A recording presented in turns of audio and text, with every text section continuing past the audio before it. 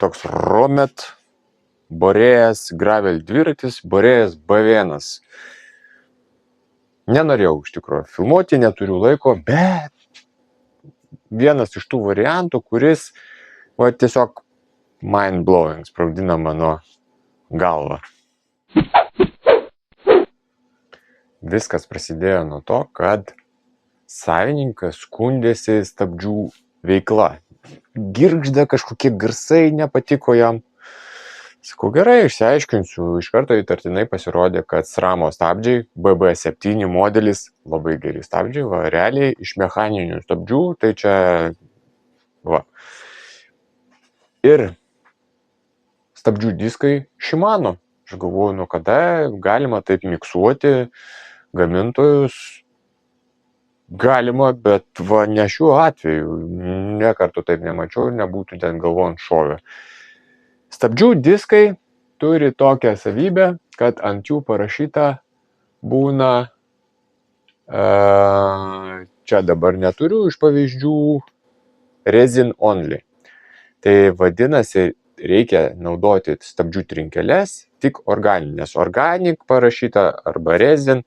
Ką tai reiškia, neklauskit. Tiesiog jos yra minkštesnės, kitos sudėties, be metalinių intarpų, o BB7 naudoja metalinės trinkeles. Tai yra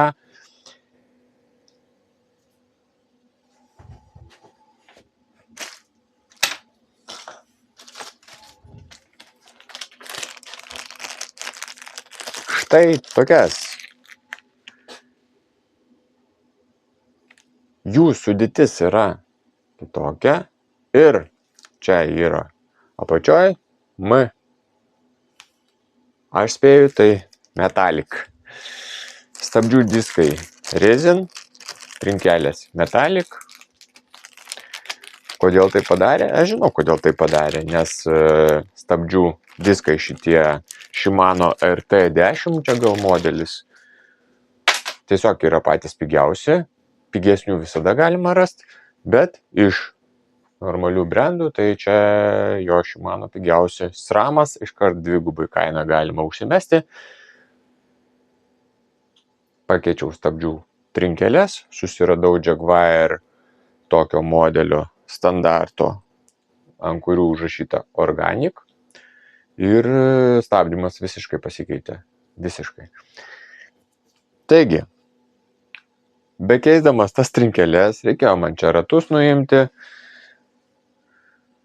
Stebulės tokios pigios, kad ten jos perverstos ir sureguliuoti jas yra irgi ką veikti, ašelės kreivos. Jeigu nereguliuosim, ilgai negyvens. Pavarų sistema Apex yra kam patinka. 10 pavarų, Apex ir 11 ir 10 yra.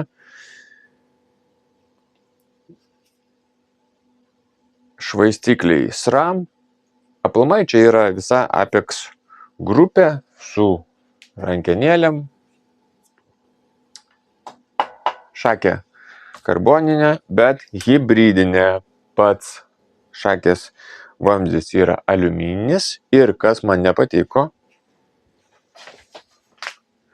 štai čia, kur užsispaudžia spaustukai,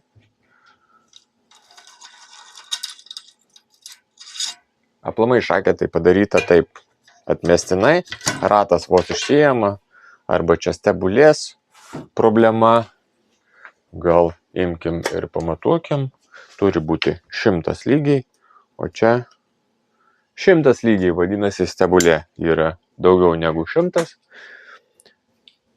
Šitoj vietoje, kur užsispaudinėja šakė su spaustuku, nėra jokių įstovų aliumininių. Tai vadinasi, su laiku, jeigu mes dažnai arba blogai prispaudinėsim spaustuką, nežiūrėsim kokia jėga, arba šonų kažkaip, tai tą karboną sutrupins ašelę, nes ir varžtas, ir ašelė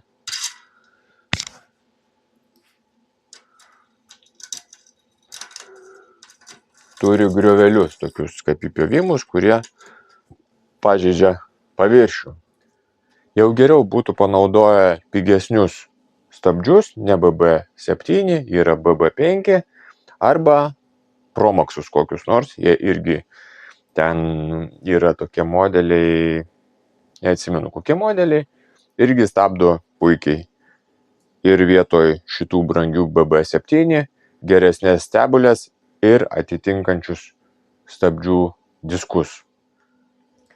Norėjo padaryti gražiai mandrai, bet dabar gaunasi, kad savininkas naują dviratį nusipirkęs turi jį dadaryti, kad jisai funkcionuotų taip, kaip turi funkcionuoti.